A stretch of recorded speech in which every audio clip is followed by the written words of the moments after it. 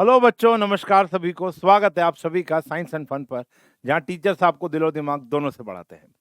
तो बच्चों, आज हम शुरू करने वाले हैं real numbers class 10th mathematics का जो पहला चैप्टर है हमारा रियल नंबर्स। ये पिछले साल नंबर सिस्टम जैसा ही चैप्टर है। नंबर सिस्टम में आप लोगों ने रियल नंबर्स की पढ़ाई की थी, रैशनल इरैशनल की पढ़ाई की थी। आपने rationalization, exponents and powers, number line बनाना, बार वाले नंबर को पी बाई क्यू में कन्वर्ट करना, ये सब सीखा था। इस साल स्पेसिफिकेशन है, कुछ थ्योरम्स हैं, दो तीन थ्योरम के ऊपर बेस ये पूरा पूरा चैप्टर है। एक थ्योरम हम आज भी पढ़ने वाले हैं। तो ये चैप्टर्स दो पार्ट्स में लेकर आऊंगा बेटा, lecture number 1 and lecture number 2। तो लेक्चर नंबर 1 देखोगे तभी लेक्चर नंबर 2 समझ में आएगा। तो बड़ा इंपॉर्टेंट सा लेक्चर है। चैप्टर छोटा है लेकिन छोटा पैकेट बड़ा धमाका है, काफी अच्छी वेटेज का आता है और इजी क्वेश्चन रहते हैं, लेकिन इससे केस स्टडीज भी बनती हैं। यस, ये चैप्टर ऐसा है जिससे केस स्टडी भी बन सकती है। तो काफी इंपॉर्टेंट और ज्ञान भरा रहेगा चैप्टर। और मेरा मानना यह है कि 9th स्टैंडर्ड से जो जो चीज़ें चाहिए हमको इस साल, तो हम उठा कर लेकर आएंगे, ठीक है ना। तो एक ब्रिज बनाएंगे 9th स्टैंडर्ड में क्या पढ़ा था और जो हमें इस साल चाहिए, तो वो मैं उठा के लेकर आया हूँ आपके लिए। चलिए शुरू करते हैं बेटा, ये chapter which is real numbers. तो रियल नंबर्स आप लोगों ने जो 9th स्टैंडर्ड में पढ़ा था वो क्या पढ़ा था? हमने 9th स्टैंडर्ड में पढ़ा था कि रियल नंबर्स यानी दुनिया जहान के सारे नंबर्स को हम रियल नंबर्स कहते हैं, ठीक है ना। ये दो प्रकार के होते हैं, एक होता है रैशनल नंबर्स और एक होता है हमारा इर्रेशनल नंबर्स। तो आप फटाफट से कमेंट सेक्शन में बता दो, मेरे से लिखने से पहले फटाफट रिवाइज हो जाएगा कि रैशनल नंबर कौन से होते हैं। तो वो numbers, the numbers which can be converted into P by Q form where Q is not equals to 0 is known as rational number। वो नंबर जो P by Q की फॉर्म में कन्वर्ट किए जा सकते हैं या ऑलरेडी P by Q की फॉर्म में हो, उनको हम रैशनल नंबर कहते हैं। और इर्रेशनल नंबर्स जो बच जाएंगे, ऑब्वियस सी बात है, नंबर्स which can't be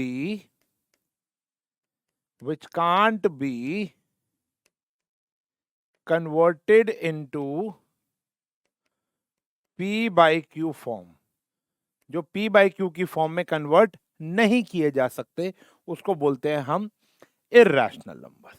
इसके एग्जांपल्स आपको पता ही होगा बेटा, जितने भी नेचुरल नंबर्स होते हैं वो हमारे रैशनल नंबर होते हैं। 1 2 3 4 5 6, क्योंकि जिनके डिनोमिनेटर कुछ नहीं होता तो 1 होता है। तो 1 by 1, 2 by 1, 3 by 1, 4 by 1, zero नहीं होना चाहिए ना डिनोमिनेटर, 1 तो हो सकता है। तो सारे के सारे नेचुरल नंबर, सारे के सारे होल नंबर्स। पता होने चाहिए होल नंबर क्या होते हैं बेटा आपको। देखो, होल नंबर क्या होता है? जो 0 से स्टार्ट होता है। नेचुरल 1 से स्टार्ट होता है काउंटिंग, एंड 0 से स्टार्ट होने वाली काउंटिंग को हम होल नंबर कहते हैं। फिर आता है बेटा हमारा इंटीजर्स। इंटीजर्स क्या होते हैं? इंटीजर होते हैं negative and positive whole number, -1, -2, -3, -4, -5, -6, -7, so on, 0 1 2 3 4 5 6 7। ये सारे के सारे क्या होते हैं बेटा? हमारे इंटीजर्स, ठीक है जी। Natural, whole, integers. इसके अंदर ऑब्वियस सी बात है, इन तीनों के अंदर जो चीजें आती हैं वो प्राइम नंबर्स के बारे में आपको ज्ञान होना चाहिए। मेरे से पहले बता दो प्राइम नंबर क्या होता है और कॉम्पोजिट नंबर क्या होता है। हाँ जी, प्राइम नंबर और कॉम्पोजिट नंबर। देखो, प्राइम नंबर वो नंबर्स होते हैं जिनके एग्जैक्टली दो फैक्टर्स होते हैं, एग्जैक्टली दो। जिसके कितने फैक्टर्स होंगे बेटा? दो फैक्टर्स होंगे। कॉम्पोजिट नंबर वो होंगे जिसके मोर देन टू फैक्टर्स होंगे, मोर देन टू फैक्टर्स, ठीक है जी। एग्जाम्पल के तौर पर 2 हो गया, 3 हो गया, 5 हो गया, 7 हो गया, 11 हो गया, 13 हो गया, सो ऑन। आपकी भाषा में वो नंबर्स जो अपनी और 1 की टेबल में आते हैं उनको हम प्राइम नंबर्स कहते हैं, अपनी और 1 की टेबल में। लेकिन जो अपनी और 1 की टेबल के अलावा भी किसी और टेबल में आएंगे उनको हम कॉम्पोजिट कहते हैं, जैसे 4, 6, 8, 9, 10, 12। तो बच गया 1। 1 ना तो प्राइम होता है ना ही कॉम्पोजिट होता है। तो 1 is neither prime nor composite, ना ही वो क्या होता है बच्चों, कॉम्पोजिट होता है। इस बात को आप याद रखेंगे। क्लियर है, सॉर्टेड। और कितने प्रकार के नंबर्स होते हैं इसके अंदर, जितने भी फ्रैक्शंस आएंगे, जितने भी फ्रैक्शंस आएंगे, ठीक है ना, प्राइम कॉम्पोजिट समझ में आ गया ना, जितने भी, सॉरी बार बार गलती हो रही है, हाँ जी, जितने भी फ्रैक्शन आएगा वो तो ऑलरेडी पी बाई क्यू की फॉर्म में होता है। डेसिमल एक्सपेंशन की बात करूं, जो रुकी हुई डेसिमल एक्सपेंशन होती है, कौन सी, टर्मिनेटिंग डेसिमल एक्सपेंशन, एक्सपेंशन, वो सारे क्या होते हैं बेटा, हमारे रैशनल नंबर होते हैं। क्या होते हैं, रैशनल, क्योंकि पॉइंट हटाया, अगर मान लो पॉइंट के बाद एक नंबर है, एग्जांपल के तौर पे मान लो 1.3 लिखा हुआ है, ठीक है जी, 1.3 है, पॉइंट हटाया नीचे 10 लगाया, 1.72 लिखा है, पॉइंट हटाया नीचे 100 लगाया, तो ये नंबर कौन से होते हैं बेटा, हमारे रैशनल नंबर्स। और ये भी रैशनल होते हैं non non terminating non terminating repeating decimal expansion, ठीक है, non terminating repeating decimal expansion, वो बार वाले नंबर 1.8 बार, इनको आपने पी बाई क्यू की फॉर्म में कन्वर्ट करना 9th स्टैंडर्ड में सीखा था। आपको आता है, अच्छी बात है, नहीं आता तो फर्क नहीं पड़ता, लेकिन आपको पता होना चाहिए कि कौन कौन से नंबर्स रैशनल होते हैं और कौन कौन से इरैशनल होते हैं। अब इनके अलावा जो भी बच जाएगा वो इरैशनल है। Example, non terminating non repeating decimal expansion, जितने भी पाई होते हैं वो भी क्या होते हैं बेटा, इरैशनल। जो परफेक्ट स्क्वायर्स नहीं होते, यानी जिनका अंडर रूट बाहर नहीं आ सकता किसी भी हालत में, ये सारे के सारे क्या होते हैं, इरैशनल नंबर, क्योंकि इनकी डेसिमल एक्सपेंशन क्या होती है, नॉन टर्मिनेटिंग नॉन रिपीटिंग। आप सोच रहे होगे सर पाई, कई बच्चों को अभी भी ये रहती है दुविधा, क्लास में ढंग से नहीं सुनते, 9th में भी मैम ने बताया होगा, मैंने भी बताया, लाखों बारी बताया है। अभी एक मैंने कम्युनिटी पोस्ट भी डाला था, पाई क्या है, बहुत सारे बच्चों ने उसको रैशनल टिक किया, जबकि वो क्या था बेटा, इरैशनल था। तो pi is an irrational number because जो पाई की वैल्यू होती है वो 22/7 नहीं होती है, 3.14 नहीं होती है, वो तो बस एरिया वॉल्यूम कैलकुलेट करने के लिए आप लोग कंसीडर करते हो। किताब आपको इंसिस्ट करती है कि take pi is equal to 22/7, लेकिन अगर आप इंटरनेट चेक करो तो पाई की वैल्यू 3.14 के आगे 100 से भी ज्यादा नंबर है, ना तो वो रुक रहे हैं ना ही वो रिपीट हो रहे हैं। तो बस वो तो पाई की वैल्यू अप्रोक्सीमेट लेकर कैलकुलेट कर दी जाती है और कुछ भी नहीं, ठीक है ना। तो पाई एक इरैशनल नंबर है, ध्यान रखना। कोई भी आपसे पूछे कि भैया पाई क्या है, तो आपको बोलना है सर ये इरैशनल नंबर है। What is the value of pi, तो बोलो 3.14, बहुत लंबी जाती है सर, हमें नहीं पता। लेकिन अगर आप एरिया और वॉल्यूम वाला चैप्टर कर रहे होगे तो आपको गिवन ही होता है, नहीं भी गिवन हो तो आप कंसीडर कर लेते हो 22/7, ठीक है ना। तो दो अलग अलग बातें हैं, ठीक है। आई होप समझ में आ गया होगा कौन सी चीज रैशनल है और कौन सी चीज इरैशनल है। तो ये तो है इंट्रोडक्शन ऑफ द चैप्टर, यानी रियल नंबर, जो कि हमको पिछले साल से यहाँ पर उठाना है। सबसे ज्यादा जो काम आएगा वो आपके प्राइम नंबर आएगा और कॉम्पोजिट नंबर आएगा। अभी आगे जाकर कुछ नंबर्स और आएंगे, जैसे को प्राइम नंबर आएगा, तो उसके बारे में बात करेंगे। लेकिन प्राइम नंबर और कॉम्पोजिट नंबर ये सबसे इंपॉर्टेंट चीज है आज के लेक्चर की, ठीक है ना।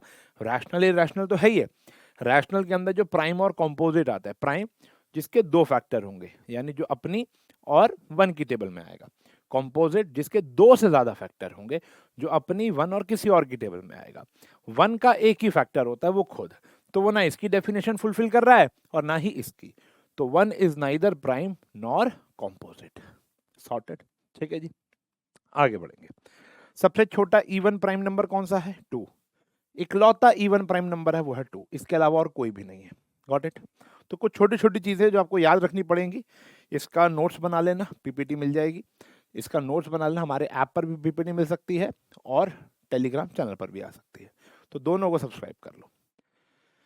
सब्सक्राइब मतलब ऐप को तो डाउनलोड कर लो। हाँ जी, जो पहली थ्योरम आती है इस चैप्टर की, अब हम 10th स्टैंडर्ड शुरू कर रहे हैं, वैसे शुरू कर दिया है, ये भी सब काम आएगा, लेकिन ऑफिशियली जो 10th स्टैंडर्ड है वो अब आधा रह गया है क्यों? क्योंकि जो आपकी 1.1 ओल्ड बुक में and 1.3 1.1 and 1.4 in old book वो डिलीट कर दी गई है। अगर आपके पास नई किताबें होंगी तो उसमें सिर्फ 2 ही एक्सरसाइज होंगी। पहली एक्सरसाइज इस टॉपिक के ऊपर बेस्ड है, वो है fundamental theorem of arithmetic. Fundamental theorem of arithmetic क्या कहती है? देखो, आप लोगों ने एक चीज का नाम सुना होगा जिसको कई बच्चे एलसीएम बोलते हैं, जबकि वो एलसीएम नहीं, प्राइम फैक्टराइजेशन है। कहते हैं कि आप कोई एक कॉम्पोजिट नंबर बोल लो, कोई भी एक कॉम्पोजिट नंबर, उसको आप एक्सप्रेस कर सकते हो यानी फैक्टराइज कर सकते हो as a product of primes. जैसे आपको एक नंबर बोलो, आप भी कर सकते हो, मैं भी कर सकता हूँ। मान लेते हैं मैं यहाँ पर एक नंबर बोलता हूँ 160, जो भी मेरे दिमाग में आया ना, ठीक है ना, 160।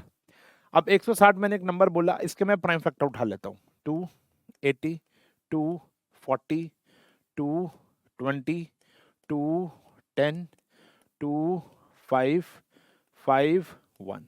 ठीक है, ये आया। आपने कहा सर नहीं, मजा नहीं आया, कोई और नंबर लो। मैंने कहा चलो 84 ले लो। फिर आपने 2 पे किया 42, 2 पे किया 21, 3 पे किया 7 और 7 पे किया 1। ठीक है ना? अगर हम किसी भी कॉम्पोजिट नंबर की प्राइम फैक्टराइजेशन लेते हैं तो उसको आप एक्सप्रेस कर सकते हो as a product of prime, यानी 84 को आप लिख सकते हो 2 का स्क्वायर इंटू 3 इंटू 7। आप 160 को लिख सकते हो 2 की पावर 5 इंटू में 5। हाँ या ना? तो आपने इसको तोड़ दिया in a product of primes, यानी ये सारे प्राइम नंबर्स हैं। And this factorisation is unique. Unique का मतलब है आप करो, मैं करूं, अच्छा इंसान, बुरा इंसान, इंडिया से बाहर, इंडिया के अंदर, बुर्ज खलीफा के ऊपर बैठ के कहीं भी कर लो आप, आंसर हमेशा यही आएगा, irrespective apart from the order in which the prime factors occur. हाँ, ये हो सकता है कि आप पहले ही 7 से कर दो, ये हो सकता है कि आप 84 को पहले आपने 7 से कर दिया, भैया मेरे लिए आसान है 12 कर दो, फिर आपने 3 से कर दिया, फिर आया ये 4 आया, फिर आपने 2 से किया, ऐसे आंसर आया। तो आगे पीछे हो सकते हैं लेकिन ये यूनिक रहेंगे। किसी भी कंपोजिट नंबर की प्राइम फैक्टराइजेशन करने के बाद जो भी रिजल्ट आता है, जो प्रोडक्ट ऑफ प्राइम्स आएंगे यानी जो प्राइम नंबर्स की लिस्ट आएगी, वो आपकी और मेरी सेम होगी अगर हमने गलती नहीं की तो। दूसरी बात, वो प्रोडक्ट, वो जो प्राइम फैक्टर की लिस्ट होगी वो यूनिक नेचर की तो होगी अपार्ट फ्रॉम ऑर्डर आगे पीछे हो सकता है। हाँ, वो कोई भी आगे पीछे कर सकता है, पहले 7 से कर लो, 3 से कर लो, 2 से कर लो, उससे कोई फर्क नहीं पड़ता। तो ये डेफिनेशन, ये जो थ्योरम है फंडामेंटल थ्योरम ऑफ अर्थमेटिक, ये हम बचपन से जानते हैं, बस आज इसका नाम दे दिया गया है fundamental theorem of arithmetic.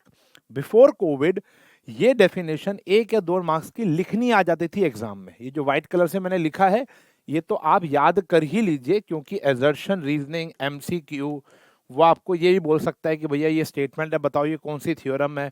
Option A fundamental theorem of arithmetic, option B Euclid division algorithm, option C Euclid division lemma. कुछ भी ऑप्शन देकर आपको वो टिक करना होगा, या आपको एजर्शन, रीजनिंग में भी बात कर सकता है। तो ये स्टेटमेंट, ये जो डेफिनेशन है, ये जो थ्योरम की जो स्टेटमेंट है, ये वेरी वेरी इंपॉर्टेंट है। कोविड से पहले तो ये 2 नंबर 3 नंबर 1 नंबर 2 नंबर में पूछ लेते थे कि भैया डिफाइन कर दो और ये सॉल्व कर दो क्वेश्चन, ठीक है ना? तो क्वेश्चन काफी इंपॉर्टेंट है, थ्योरम काफी इंपॉर्टेंट है। अब इसी की मदद से हमको पूरा चैप्टर पढ़ना है, ऑलमोस्ट पूरा चैप्टर इसी की मदद से पढ़ना है, जिसमें हमारी जो पहली एक्सरसाइज रहेगी वो इसी की मदद से रहेगी, जिसके अंदर हम एलसीएम सीखेंगे, एचसीएफ सीखेंगे, जो मेजर टॉपिक है, और सारे के सारे क्वेश्चन जो अच्छे बनते हैं, जिसकी हम एक क्लास भी लिखेंगे इंपॉर्टेंट क्वेश्चन की। तो वहां पर भी आपको देखने को मिलेगा कि हम प्राइम फैक्टराइजेशन का ही इस्तेमाल कर रहे हैं। मतलब आपको प्राइम फैक्टराइजेशन करनी आनी चाहिए। जैसे कुछ प्रैक्टिस करा देते हैं, हमारी एनसीईआरटी में गिवन है express each number as a product of prime, तो ये तो आपको आता ही है बेटा।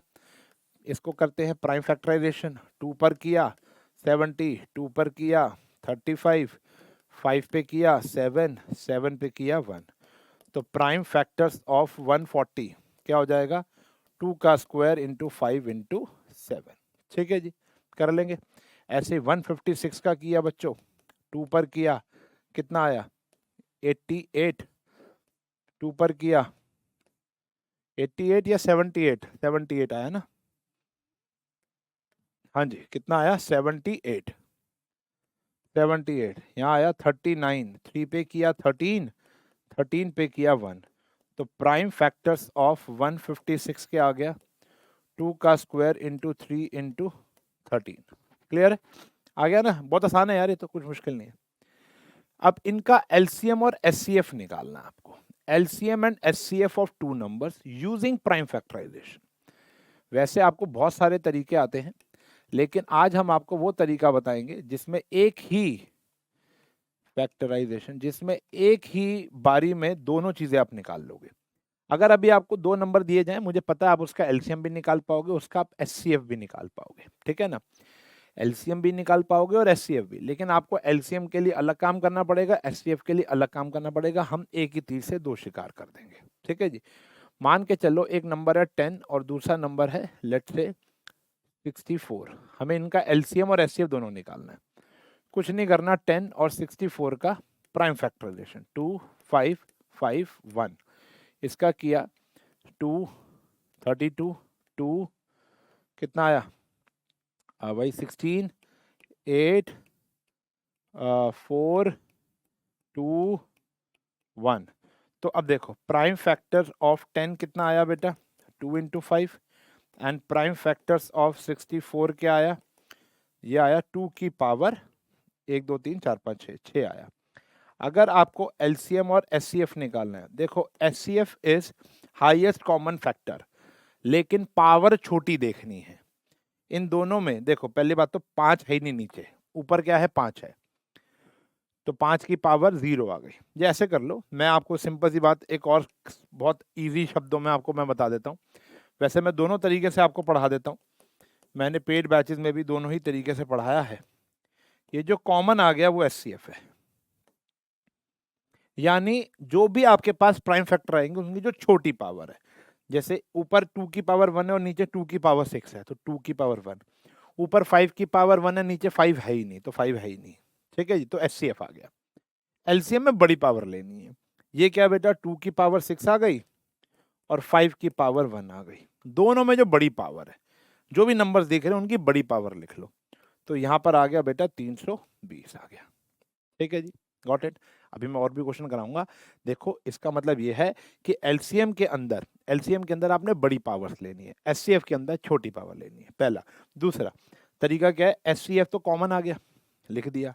एलसीएम क्या है, जो कॉमन है वो तो एक बार ही आ जाएगा और जो बच जाएगा वो सारा आ जाएगा, 1 2 3 4 5, एक तो था ही और एक ही 5, तो ये सारे के सारे आ जाएंगे, जो भी बच जाएगा कॉमन एक बार ही, जो बच गया वो सारे, ठीक है ना।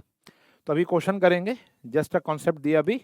इसके बाद अगर हम बात करें, कुछ एक वेरिफिकेशन फॉर्मूला होता है विच इज़ वेरी इंपॉर्टेंट, बहुत सारे क्वेश्चन इसी से ही होंगे।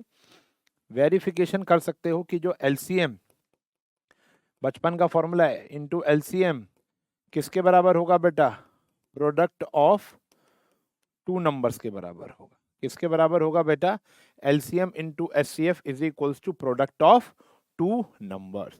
और एक बात आपको हमेशा याद रखनी है कि जो हमारा एचसीएफ होगा वो हमेशा एलसीएम का फैक्टर होगा, ये हमेशा इसको डिवाइड कर रहा होगा। अगर वो डिवाइड नहीं कर रहा होगा तो समझ लेना एलसीएम और एचसीएफ गलत निकले हैं। 2 जो है वो 320 का हमेशा क्या मिलेगा, फैक्टर मिलेगा। HCF is the factor of LCM always. Clear है बच्चों, चले आगे क्वेश्चन देखते हैं।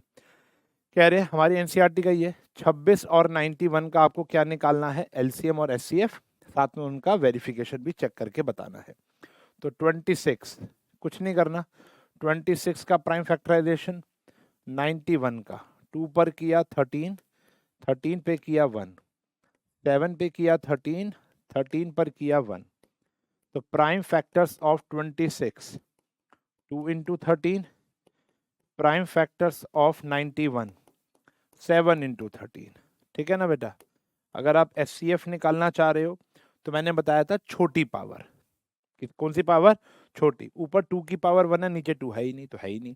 ऊपर 7 है ही नहीं, नीचे 7 है, तो है ही नहीं। ऊपर भी 13 की पावर 1 है, नीचे भी 13 की पावर 1, तो क्या लेंगे 13। ये तो हो गया जेन्युइन तरीका। जुगाड़ क्या है, जो कॉमन आ रहा है, कॉमन क्या आ रहा है हमारा 13, तो उसको एक बार ही ले लो, ये हो गया हमारा एचसीएफ जो कॉमन है। अच्छा अगर कुछ कॉमन ही नहीं है, कुछ कॉमन ही नहीं है, तो वो क्या हो जाएगा बेटा हमारा 1, तो हमारा एचसीएफ हो जाएगा 1। क्लियर है, आगे बढ़े। अगर हमें निकालना है एलसीएम, तो जो कॉमन था वो तो आपने ले ही लिया, अब जो अनकॉमन बच गया वो भी ले लो, 2 भी ले लो और 7 भी ले लो, तो आंसर आ गया 182। कितना आ गया? 182। यानी जो कॉमन है वो तो एक बार ही आएगा, जो बच गए वो सारे आ जाएंगे। कॉमन एक बार ही आ गया, 2 बच गया था और 7 बच गया था। अब आप इसकी वेरिफिकेशन बड़े प्रेम से कर लेना। वेरिफिकेशन क्या कहती है कि जो LCM इंटू SCF होगा, LCM है 182, SCF है 13, वो किसके बराबर होगा बेटा? प्रोडक्ट ऑफ 2 नंबर्स, यानी जो 2 नंबर थे 26 इंटू में 91। ठीक है जी। तो 182 इंटू में 13 करोगे तो 6, 24, 5, 182, तो ये आ गया हमारा 8 5 13, 2366। क्या आ गया? 2366, और ये भी आएगा 2366, हेंस वेरीफाइड। हमेशा ऐसा ही होगा। ठीक है जी, बात समझ में आ गई। देखो ऐसा क्वेश्चन बहुत ही रेयर है कि आपके एग्जाम में आ जाए, यूटी पीटी में आ सकता है कि ये पूरा क्वेश्चन सॉल्व करो, वरना इसका काम अलग ही होगा। ये मिसिंग वैल्यूज क्वेश्चंस को सॉल्व करेगा, ये वाला जो काम है प्राइम फैक्टराइजेशन, और ये आपकी वर्ड प्रॉब्लम सॉल्व करेगा। लेकिन अभी फिलहाल आप दोनों सीखो और इसको अप्लाई कराएंगे। लेकिन आज की क्लास में ये कॉन्सेप्ट तो आपको समझ में आ जाना चाहिए कि एलसीएम एचसीएफ कैसे निकालते हैं।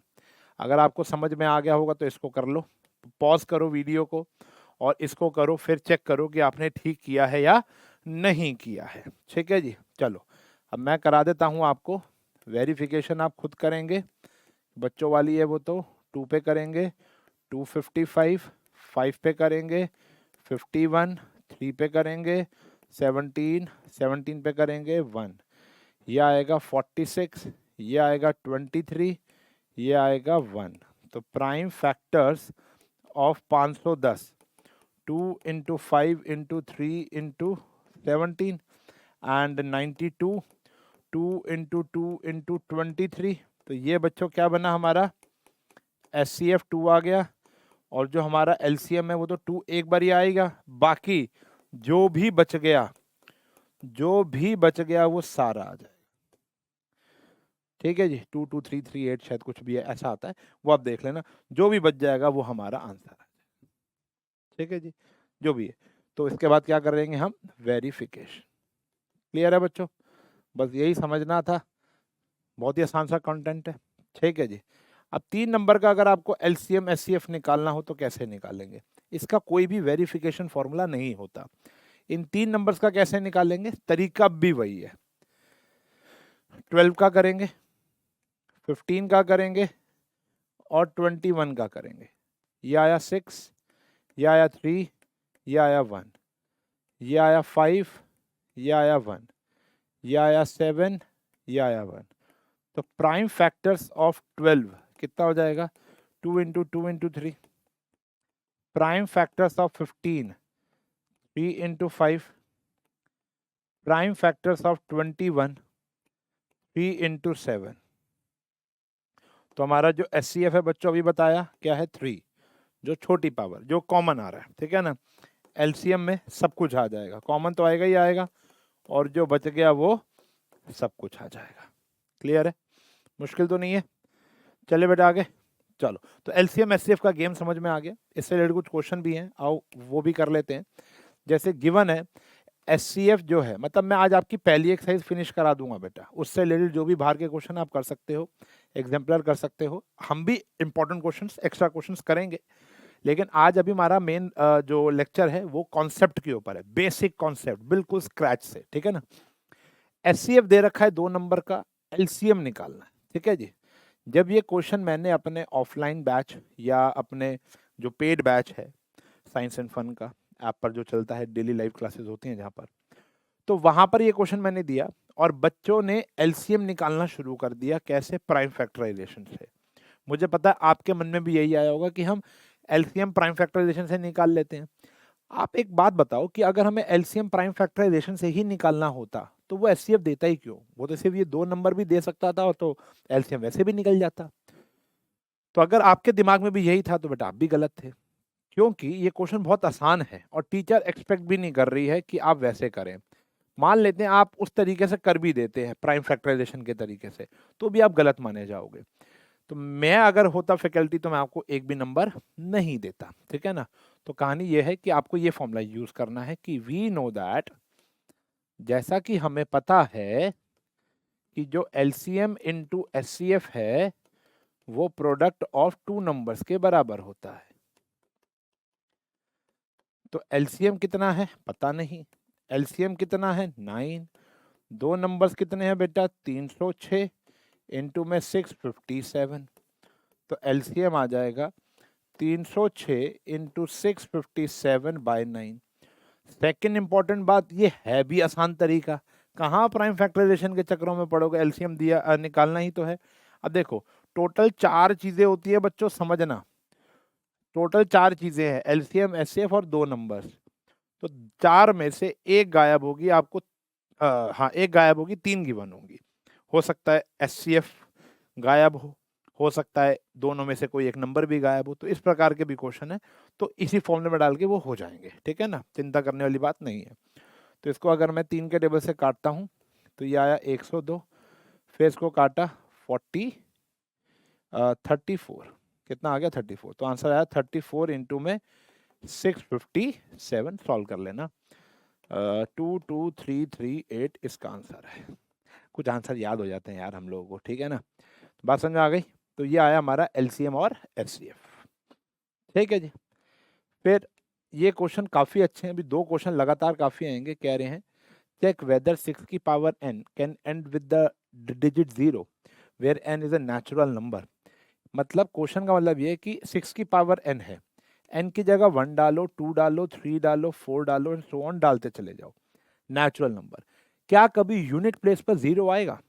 6 की पावर 1 6 रहेगी, ये 36 रहेगी, ये 216 रहेगी, ऐसे चलती रहेगी। क्या कभी यूनिट प्लेस पर, क्या कभी यूनिट प्लेस पर शून्य आएगा? कॉमेंट में बताओ, 3 तक गिनूंगा, यस और नो, ईमानदारी है भाई, 1 2 3। तो देखो आंसर इज नो, कभी भी नहीं आ सकता।